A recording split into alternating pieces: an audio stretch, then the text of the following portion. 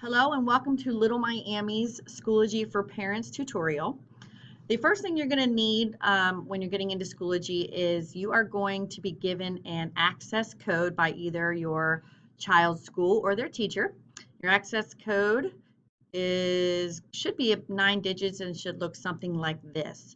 Once you get that access code, you are going to go to Schoology.com. And once you get to Schoology.com, you're going to go up here and click on Sign Up. And you're going to want to sign up as a parent. On the Sign Up for Parent access, you're going to go ahead and type that access code in here and hit Continue. From there, you're going to go ahead and type in your first and last name, your email, your password, confirm your password. It's up to you if you want to leave this receive Schoology updates on or not. I prefer not to. And then you want to make sure you hit this by clicking register. You're agreeing to our privacy policy and terms of use, and then you'll go ahead and click register. Once you are signed up and logged into your parent access account, you will see that it will take you to the Little Miami Schools Schoology account. And over here, you should be able to see your name here. And if you click that drop down arrow, you will also see your name for your Schoology account that you created, and you will see the name of your child here, the child that whose access code you had just entered in. If you have more children in the school district, you are able to hit add a child here and go through the steps to add on your additional children. Here, Schoology will give you some tips and hints on how to use the site, so make sure that you take the time to read any of the little pop-ups here that'll give you information about how to use the site. So this is what the home page of your parent account will look like. On the left sidebar here, you've got recent activity, which is also what is selected now in the center column. You can also have access to your calendar and to your own personal calendar, or any events that the school that your child is enrolled in, any events that they post to the school calendar will appear there, and then you have access to your messages. Here in the center column is where, again, if the school that your child is enrolled in posts messages to the school group, you should receive notifications there. And also over here in the right sidebar, here's where your calendar events will show up, any calendar events that your school posts. Now, because you are not a student enrolled in our schools, in Little Miami Schools, you will not, under courses, you should not have any courses there, and under groups, you will not have any groups there. But again, this is just the parent home page. Now, over here, next to where your name is, if you hit this drop down arrow, you should see your name, which is where the check mark is, because that's what I'm on right now. You also, underneath your name, that's where your student's name will appear. If you have multiple children in our district, you do not have to create multiple Schoology accounts to manage your child's accounts. You can simply hit add child, and that's where you will enter in those different parent access codes that your child's school or teacher will give you. But let's say I am the parent of my fake student here. If I want to see what my fake student account, the activity that is going on in their particular account, I will click on their name. And again, you will see a pop-up that says, welcome to your Schoology parent account. Click next below to start the tour. I would definitely take the time to read all of these pop-ups and go through this tour, because it's going to help you really understand how to use this tool to best meet your needs. Okay, so now we are in the student portion of the parent account, and you can tell that because right up here, this should be the name of your child, the child that you're wanting to take a look and see what they have been doing on Schoology. And you can see that we have the same kind of setup here. We've got the left sidebar, we've got the center column, and we have the right sidebar over here. So by default, when you go into your student's page, it will take you to the Home tab. And on the Home tab, you kind of have a summary here in the center column about any posts that any of your child's teacher has made to their groups or their courses. So you can see here, this is, for example, Ellen Mason is the teacher, and this is a post that she has made to your child's group that is titled LMJH. So you can also see here, like this is your child. You can see that they submitted their screenshot assignment here. Another post from teacher Ellen Mason to the junior high group.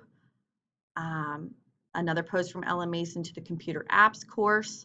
And then you can see, like, parents will not be able to see what other students submit, so, or comment on. So that's why these read anonymous. But you will be able to see what your particular child submits. So for example, down here, you can see that the teacher posted a discussion, what do you know about the proper way to type? List as many things that you can think of.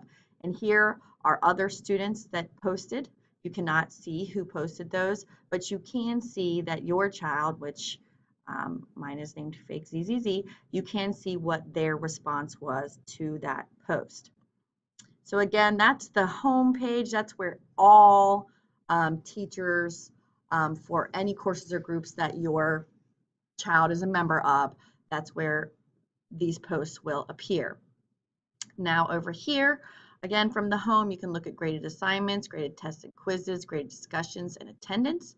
And you can also see upcoming assignments and events for all of the courses and groups that your child is a member of. Now, you can filter that.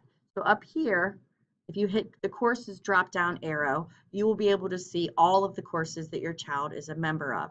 You will have many more than what my fake student has.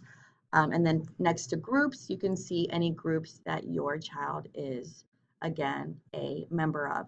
So for example, here, if I wanted to just see, instead of seeing from the home screen, instead of seeing all of the posts from all of the courses and groups, let's say I just wanted to filter that to see what is going on in my child's computer applications course, then you could go up to courses and click on that. And now you will only see the events and assignments for that particular course that your child is enrolled in. Notice on the left sidebar here under the course photo, you by default, it may have you land on updates, but some teachers have that as their landing page option while others might have it on materials. But either way, you can kind of navigate through these different options over here. So in materials, you can see the different materials for the course. You can also go in and look at grades and attendance as well on that left sidebar there. Now, when it comes to grades, one thing that is very important for you to be aware of is that some teachers will be using the Schoology gradebook and the Schoology gradebook tools to help with their grading, but Progress Book is still our school district's grade book. So Progress Book, even though you may see a grade in Schoology for an overall grade for your child's course, you need to refer to Progress Book as their actual true grade as opposed to the grade that is in Schoology. But if you do have a teacher that uses Schoology for some of their grading, once you go into your grades, this is kind of what it'll look like. For example, here, so far the student only had one assignment. It was called a screenshot assignment. If you were to click here, that's the rubric that's attached. Here's the score that the child received.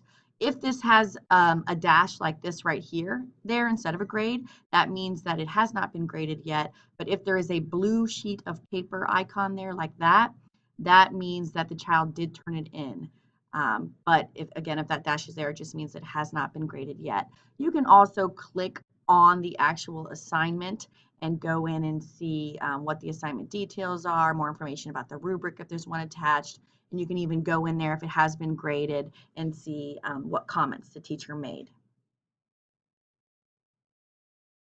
Next, I want to talk to you about looking at your child's calendar, which is a very, very helpful tool. As of right now, we're still in the computer applications course, and you'll notice that there's not really a way to get to the calendar from there. So you always want to go home to get to the calendar. And then again, you'll see in the left sidebar the calendar option. We are still in the student's account at this point. Just remember that. So if I wanted to see all of the assignments for my child's courses, I would click on calendar. And now you can see here, your child will have more. They will probably have a weekly agenda for each one of their classes. Now, please ignore this. The reason why there are doubles here is because I have my fake student enrolled in 2 of my computer apps classes. So please ignore that for the time being. But yours will have the list of the different classes that your child is in, and any assignments or weekly agendas that their teachers have posted here.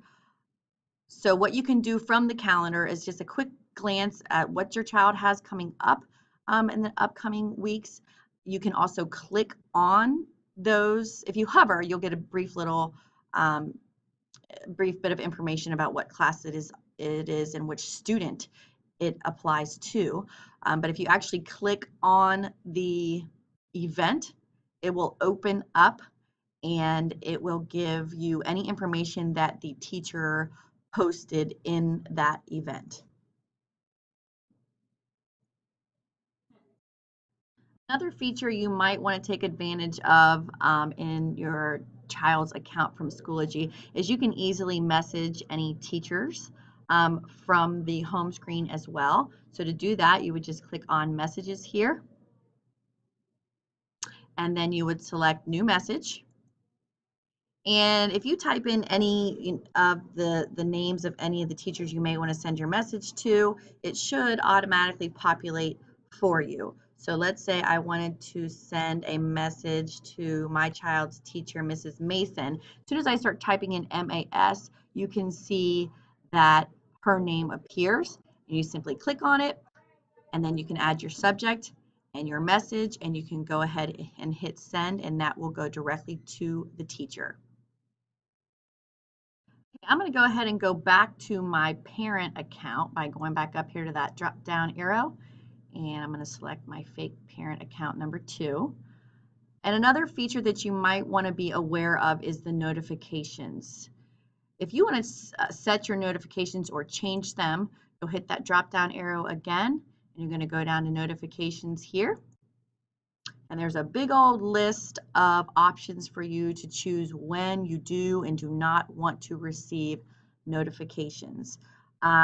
So if you don't want to receive a course update posted, you might want to turn that off. Comments on your post. It's up to you how you want to set this, but if you have it set in a specific way that you are receiving way too many emails, then this is how you go in there and change some of those permissions to make it that you're not receiving an overwhelming amount of emails. The last thing I want to mention here is that Schoology does have a mobile app. So if you're interested, you have an Apple or an Android device, you can download that app either on your phones or on your tablets. So that's all we have for you in regards to the parent tutorial for Schoology. At Little Miami, we are very excited. We think this Schoology is going to be an excellent school-to-home communication tool. So we're very excited to start using it. We hope you're excited too. Thanks for watching and have a good day.